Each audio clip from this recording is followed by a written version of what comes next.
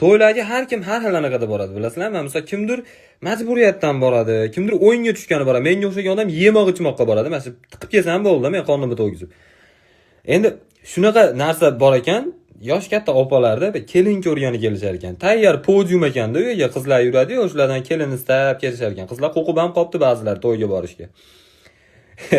O'tashni qizi voqea bo'ldi. Haligi joyda turibman, haligi to'yda markaziy banki bo'ladigan joy bor-ku, bitta baquvvat ovozi ham baland holda o'tiradigan joy. Hali kelgan sevatga qarab, ichidagi narsasiga qarab narsa solib beriladigan joy bor-ku, bilasizlar? Endi yeydigan narsalar hammasi ashidaligi uchun shu yaqinroq joyda turibman, bitta opa oldimda turibdi. Bitta qiz shunday o'tdi. Rosa kelin qiladigan qiz bo'lib qopti-a dedi. Qarang, bo'ylari yetib bir surishtirib, akangizga anaqa qilsak bo'lar ekan dedi.